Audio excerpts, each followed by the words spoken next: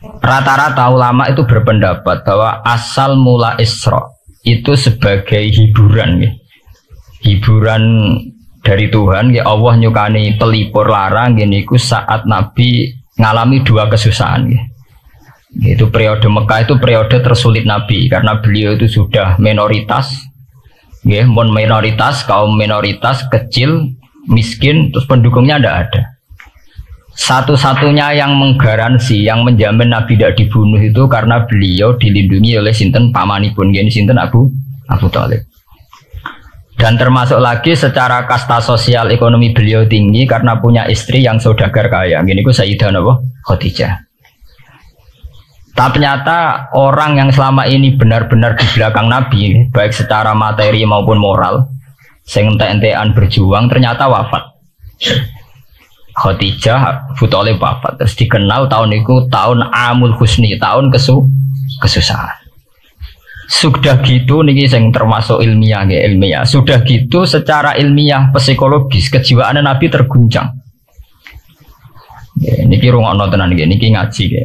Terguncang itu karena secara mitos nggih, keyakinane tiyang Arab niku pun kadung kedikte embek keyakinan yang ditanamkan ulama-ulama Yahudi dan Nasrani. Nggih, kula baleni malih nggih. Kafir Mekah itu orang-orang bodoh, orang-orang nggak terpelajar. Mereka itu punya satu mitos, satu keyakinan yang ditanamkan oleh tokoh-tokoh intelektual Yahudi maupun Nasrani. Apa keyakinan itu? Bahwa kenabian itu yang paling mungkin kalau orang itu dari turunan Bani Israel. Orang mungkin Nabi kok orang turunannya wong Yahudi atau wong Nasrani. Sehingga ketika Nabi mendakwahkan diri sebagai Nabi, mereka bilang antakulu innama unzilal kitabu ala ta'ifataini napa min qablina. Nak jenenge wahyu harus tidak jauh-jauh sangka turunan-turunan Yahudi.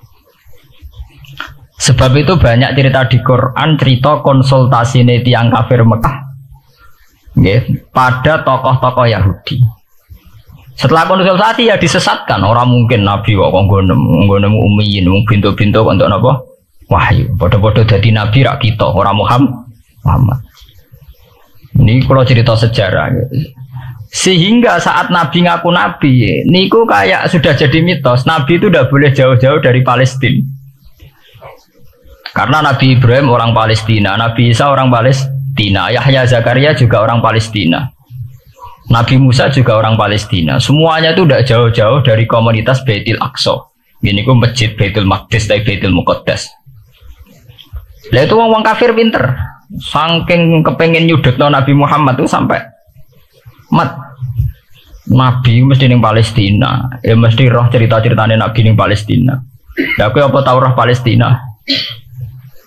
Wis tuwakoke detail-detail. Nek kowe pancen roh iku pintu masjid ning Palestina Baitul Aqsa jumlahe piro? Terus madhepe ning ndi wae. Jadi bahwa Nabi ngeklaim diri sebagai Nabi yang bisa membaca malakutas samawati, baca alam-alam gaib. Niku dites nek iso tenan saiki aku takok jumlah pintu Baitul Maqdis piro. Nah, ini peringatan kangge santri-santri bahwa semua Nabi itu di luar dites fisik. Artinya zaman Nabi sholat ning masjid kayak teletong unta terus disiksa Abu Jahal itu hanya ujian-ujian fisik. Tapi di luar itu sebetulnya Nabi juga mengalami ujian-ujian intelektual.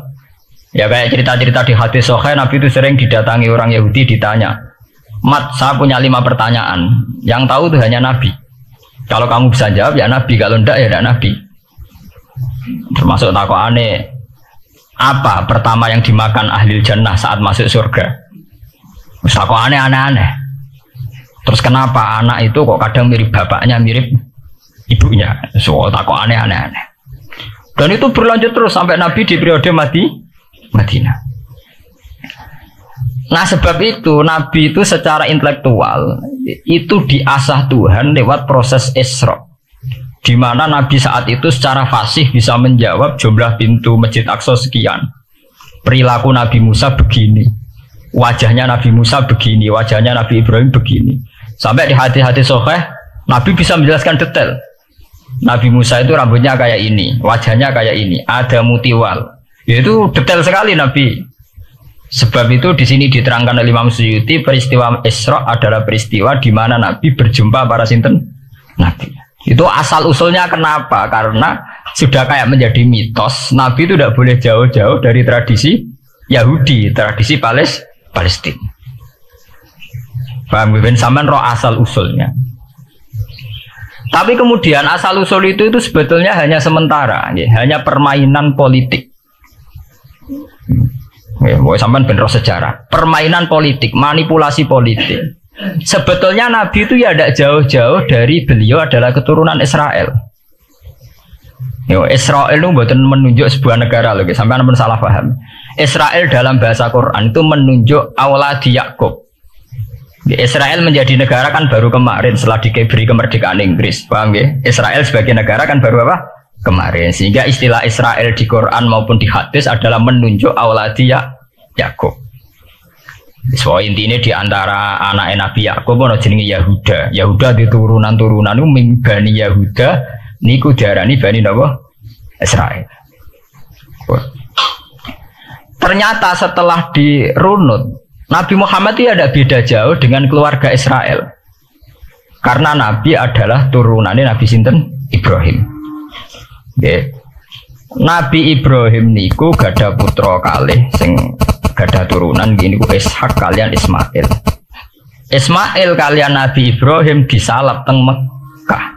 Gini ku sing disebut Quran inni askantu min dzurriyyati biwadin ghairi dzi zar'in inda baitikal muharram. Terus saking Nabi Ismail nurun-nurun ngantos Sayyid Adnan. Ya, mulane nak teng berjanji disebut wa adnanu bila raibin intadzawil ulumin nasabiyah ila dzabihi Ismail nisbatuhu wa muntama. Secara teori ilmu nasab Sayyid Adnan jelas-jelas wa adnanu bila raibin intadzawil ulumin nasabiyah ila dzabihi Ismail nisbatuhu wa muntama. Tapi yang menjadi masalah yaitu tadi saya sudah bilang ya. Seakan-akan Nabi Muhammad itu orang yang benar-benar berbeda dari dinasti itu, dari keturunan itu. Karena orang Yahudi, orang kafir Mekah di kepentingan menggagalkan kenabian Muhammad. Sehingga dilecehno Muhammad bin Abi Kabsah. Oh Muhammad yang cilik di rumah tukang angan wedes. Jadi gue nak seneng kiai kan inna akramakum indawi atqakum. Cek ben Karlan, cek Karmin pokoknya takwa ya kiai. Tapi nak lagi gedeng kiai iku kan wah anak Karlan kok kagian tingkah. Jadi saya orang Mekah yang ngoten niku. Jadi nak muni Muhammad bin Abdullah bin Abdul Muthalib itu terhormat. Mereka adalah orang-orang bangsawan di seputar Quraisy. Nabi itu kastane Quraisy. Jadi kalau Muhammad bin Abdullah bin Abdul Muthalib itu cek ketok terhormat. Wong kafir pinter nang istilahnya orang Muhammad bin Abdullah. Muhammad bin Abi Kabsah. Mereka cilik Nabi tahu dirumah. Cara kene ya Karlan ning penjara desa. Mulane Nabi tawangon wedhus mergo tau de bapak angkat sing tukang napa? Wedhus. Lah wong Mekah pinter dididik wong Yahudi. Kena istilahnya aja Muhammad bin Abdullah bin Abdul Muthalib. Iku cek kekerenan, terlalu napa? Keren. Jadi Muhammad bin Ibnu Abi Kabsah. Di wong nak seneng Pak Harto kan Soeharto jenderal besar. Nek sing gedeng wong kemusuk kan repot. Terus nyebut desa asli ini asal kena senang bupati ya jadi bupati orang nomor 1 di Bojonegoro. Nak gedeng golek asal usule. Sing ngono itu mun sunatullah mulai riyen sampai kiamat ya. Sunatullah lihat ikut kelas napa? Mengkotel. Walanta jadi sunnatil lain napa? Tabdila. Ya akan begitu. Nah sehingga peristiwa Isra itu satu peristiwa rohani ya. Selain peristiwa rohani nanti akan diwajibkan sholat, juga ada peristiwa intelektual, ada pengajaran intelektual bahwa semua nabi itu harus punya tradisi yang sama, punya karakter yang sama. Sehingga nabi dalam proses Isra itu dipertemukan dengan Nabi Ibrahim, Nabi Musa, nabi-nabi yang lain. Dan diskusi di situ juga ada diskusi-diskusi. Paham ya?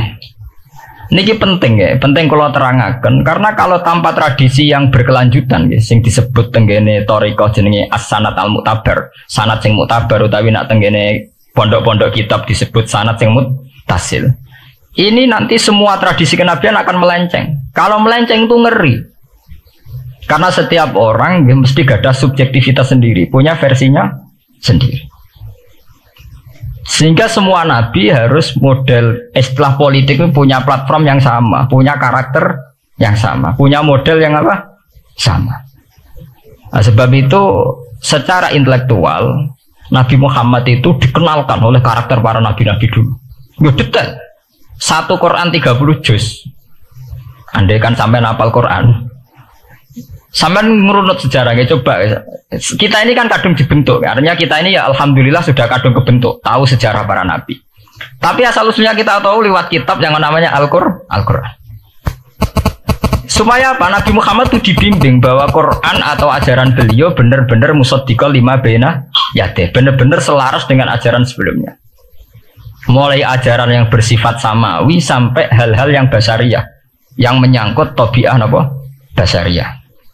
Kalau contohnya ngeten, misalnya begini. Nabi Muhammad disejarahkan Nabi Ibrahim. Beliau punya problem. Problem itu berupa punya bapak atau paman yang tidak Islam. Bahkan nak ceritanya kiai desa dari Nabi Ibrahim cilik kon adol patung. Terus didol meniki patung. Ya ora manfaati ra madharati mbok tuku ya karepem ora napa? Karepem. Mbok sanate mbok ora pokoke cerita itu populer. Disejarahkan begitu. Sehingga Nabi Muhammad tahu. Oh ternyata yang punya problem ngadepi keluarga itu tidak saya tok. Dulu Nabi Ibrahim juga punya problem ngadepi keluarga. Aku tak lumayan terima paman, Pak Lek, Pak De, Abu Jahal sinten? Abdullah. Nabi Ibrahim malah bapak. Udah gitu. Setelah itu juga diceritakan tentang Nabi Nuh, Nabi Lut, seorang nabi besar yang punya nasib sial, yaitu istrinya pengkhianat. Mereka jadi kiai di bojo judes itu tidak masalah. Mulai disek terima kiai di bojo judes biasa. Ya itu tadi Nabi Nuh, Nabi Lut itu lebih ngeri ketimbang itu di bojo apa? Bukan kebenaran. Kita kan paling dicoba bojo judes, kan ringan banget. Paling banter mecano piring gelas itu murah banget ya. Begitu terus. Nabi Musa juga gitu. Diceritakan Nabi Musa, beliau adalah seorang sosok Bani Israel yang temperamental. Ya basaria sekali. Saking temperamentalnya ketika tukaran ya jotos. Mana nak kiai temperamental kadang jotosan ya ono sanate ya Nabi Musa nak tukaran ra cocok napa? Jotos. Fawakazahu Musa faqada alai. Artinya ya basaria sekali. Cerita ABG ini kubire nggih wonten saat beliau melarikan diri lala ketemu cewek loro. Ya ora wenti se barang Nabi Musa waduh mari maksiat ya terus kon. Wadek aja mlaku ning ngarepku. Nah kena angin aku roh sikile mari nafsu. Aku nabi kok nafsu barang kan ra pantes. Nah ngono kayak mlaku guriku. Ya basaria sekali itu sampai detail. Terus ketika itu terus disuaka politik oleh Nabi Syuaib. Sehingga menjadi tradisi bahwa semua nabi akan mengalami problem dengan kaumnya. Kemudian disuaka politik oleh komunitas yang berbeda, yaitu komunitasnya Syuaib itu di luar pemerintahan Fir'aun. Sama seperti yang dialami Nabi Muhammad, komunitas Mekah itu menyiksa Nabi, bahkan mengimbargo sinten Nabi. Semua aliran dana, aliran ekonomi, akses dana, akses makanan itu ditutup di Mekah. Sehingga Nabi sampai dahar dedaunan, fisik bil jibali apa Mekah. Tapi beliau diselamatkan oleh sahabat Ansor yang terpisah dari komunitas Ahlu Mekah. Itu mirip ceritanya Nabi Musa yang diselamatkan Nabi Syuaib yang terpisah total dari komunitas Fir'aun. Ini penting kalau ulang kembali sehingga karakter-karakter kenabian itu tidak rubah. Karakternya sama. Sehingga setelah kita mengenali karakter para nabi, kita mudah sekali mengenali nabi palsu. Paham ya? Mulane kalau nabi palsu paling seneng musodek, ketara palsune. Lah sing repot sing ora ketara, mergo jenenge Ahmad. Muhammad tak mirip. Mulane nek kowe di jeneng supaya ora ngaku nabi jenengno Kartolo. Mergo nek Ahmad bin Gulam ra jenenge Ahmad. Ana terkenal nabi nek ra jenenge Muhammad utawa napa? Ahmad. Mulane Ahmad bin Gulam pas ngaku nabi pengaruhe gede mergo mirip. Mulane kula wingi takoki mahasiswa Jogja, Gus. Cara jenengan jeneng Jawa mbek Arab apa iki?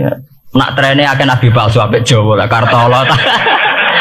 Karena secara kriteria kenabian ndak akan masuk. Nah anak jenenge Kartolo atau Karmin itu ndak akan masuk kriteria wong sing bakal dadi nabi. Lah anak jenenge Ahmad tak mirip-mirip nabi. Oh Ahmad Hulam bin Mirza wani ngaku nabi mergo jenenge Ahmad. Musaddiq ya mergo musaddiqal lima bena ya. Lah anak Kartolo, Karmin, Karlan agak ono. Mulane saiki sing jenenge Jawa kudu syukur. Akan terbebas dari mengaku napa? Nabi. Lo syukur kan gak akan salah toh. Di barokah sampean jeneng Jawa, orang-orang ngaku napa? Nabi. Selamat. Itu syukur. Paham ya? Tidak apa-apa, itu harus dinikmati. Ya itu tadi, karena Nabi itu punya karakter yang sama, punya tradisi yang sama, yang mirip-mirip. Itu kenapa Quran berkali-kali menceritakan sisi-sisi kenabian Nabi di luar Nabi Muhammad. Karena biar karakter Nabi Muhammad terbentuk, ya, terbentuk dengan karakter Nabi sebelumnya. Tidak melenceng. Kemudian tuh ditiru oleh ulama kita. Kita punya guru punya guru lagi, punya tradisi yang sama. Nak mulang kudu istiqomah, santri loro lah kudu diulang. Nah, sedadi kiai aja mripat ijo nak roh dhuwit. Pokoke dilatih. Nah, tapi dari kiai saiki orang mripat ijo, mripat abang. Mergo dhuwit saiki abang. Dhisik dhuwit paling gede ra 50.000 iku ra ijo. Lah saiki 100.000 abang. Dadi saiki nak nasihati nak roh dhuwit aja mripate abang. Mergo ijo wis gak akeh saiki. Paham napa? Kena akal-akalan ngoten jan repot.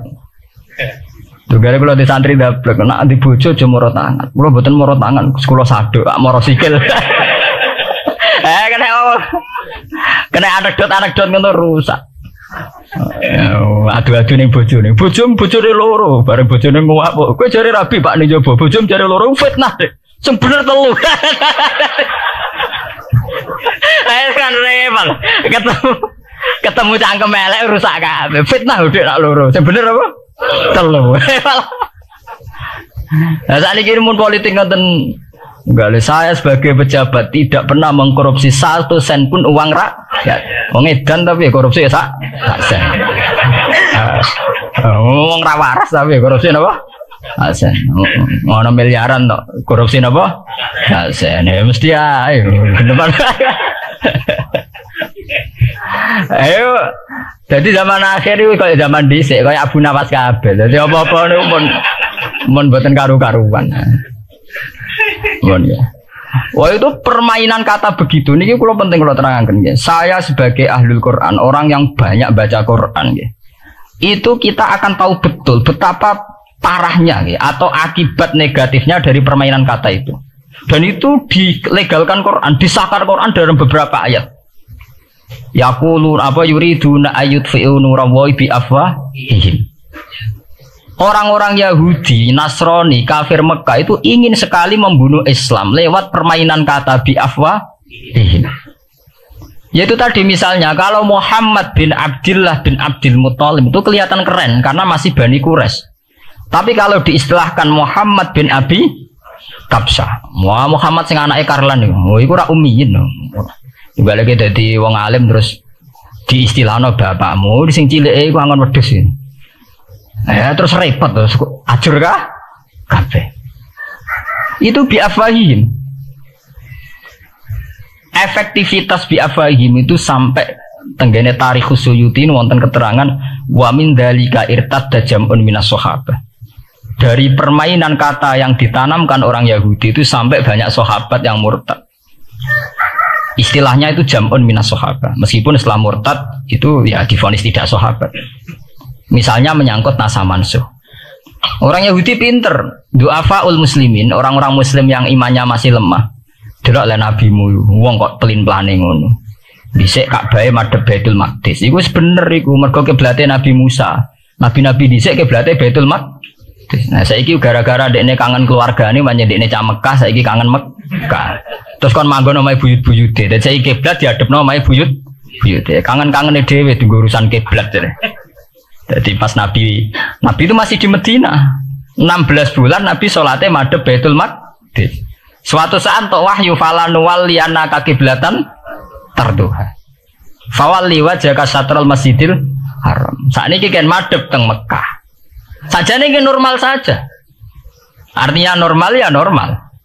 Tapi orang Yahudi memanipulasi bahwa itu fakta bahwa Muhammad itu memimpin agama dengan cara tradisinya sendiri. Mergo dekne kangen keluargane ra iso muleh. Terus salat madhep daerah dhewe, nggo pelipur lah. Ya jare sahabat sing doa fal muslimin diangen-angen ya iya.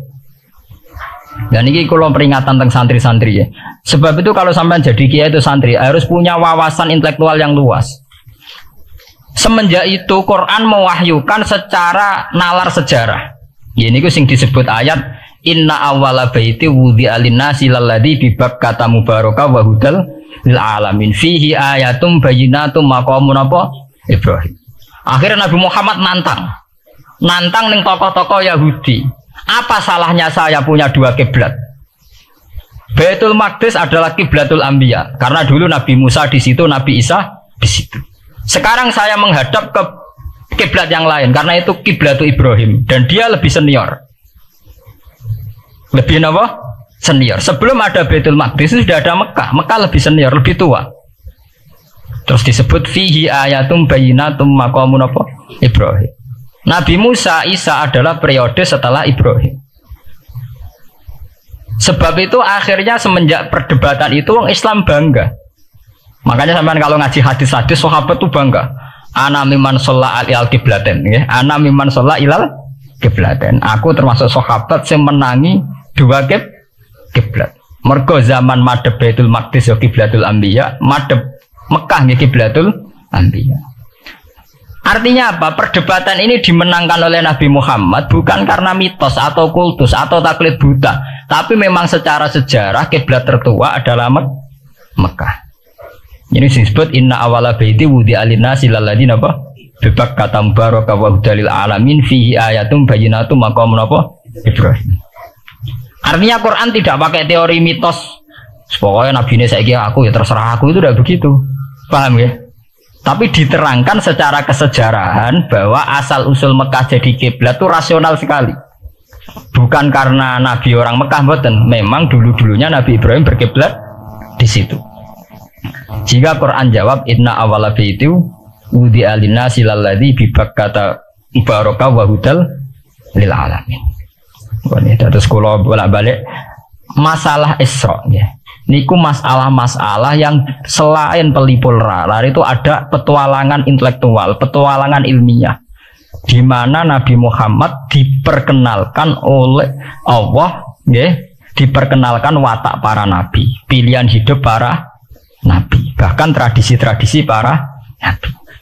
Sehingga mangke teng hadis sahih wonten keterangan saat Nabi nyancang atau menambatkan khimar atau buruk itu ya di batu yang dulu dipakai para nabi untuk nyancang nopo khimar. Jadi tradisi itu dimulai dari barang-barang sepele. Carane nyancang buruk we nabi mirip sama dengan nabi-nabi yang apa dulu. Terus memulainya Mi'raj juga sama dengan nabi-nabi dulu. Bon niku sing secara ilmiah tarihian. Saat ini sing menyangkut akidah firqah fil Islam. Nah ini kalau terang. Menurut ahli sunnah, orang yang mengingkari Isra itu kafir. Ya kafir karena dzikra fil Quran, ya. Isra itu dzikra fil Quran. Makanya tadi saya jarang sekali pakai bahasa Mi'raj. Ya, tapi nak teng Indonesia kadung menang merjep peristiwa Isra dan apa? Mi'raj. Soalnya bahasa kadung salah, kadung menangan ya menangan. Kadung istilah Isra dan apa? Mi'raj. Sebetulnya yang disepakati ulama itu hanya Isra. Artinya yang memungkiri Isra itu kafir karena dzikra fil Quran. Lah kemudian Mi'raj menurut keyakinan ahli sunnah itu terjadi. Setelah terjadi itu masalahnya biruhi wa jasadihi jami'an ma'an atau biruhi faqat. Nah, kemudian menjadi firqah-firqah yang macam-macam. Ada yang meyakini biruhi wa jasadi, ada yang meyakini biruhi napa faqat. Sampeyan kalau ngaji Al-Kawakibul Lama'ah karangannya Mbah Fadl atau kitab-kitab panduan ahli sunnah yang disahkan oleh NU.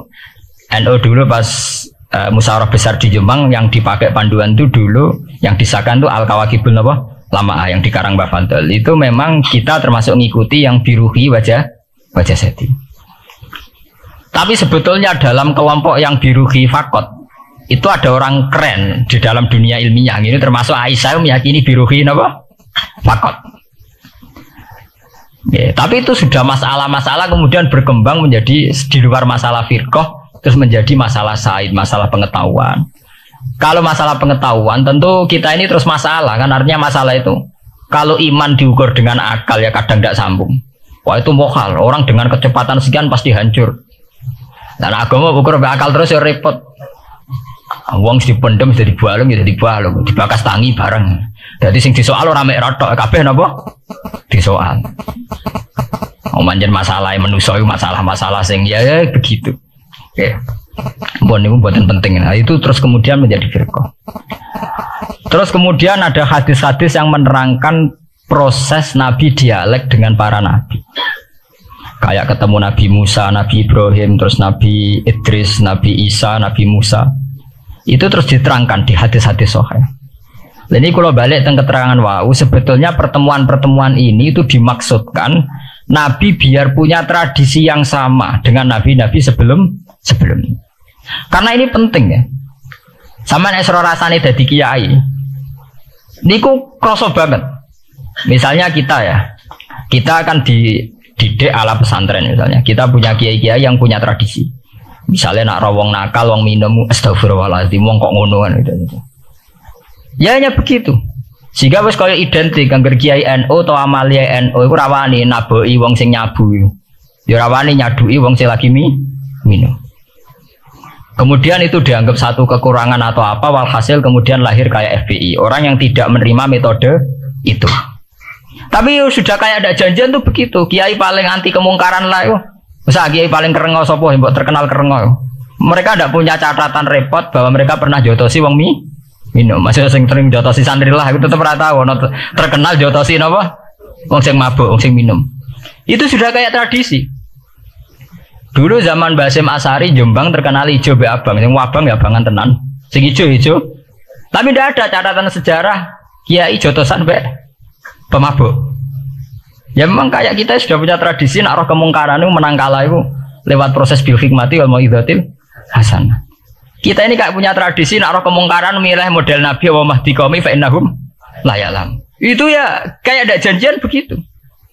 Meskipun kita sebagai orang alim ya tahu nahi mungkar itu wajib, nahi mungkar itu begini-begini, tapi ya praktek kita tidak pernah begitu.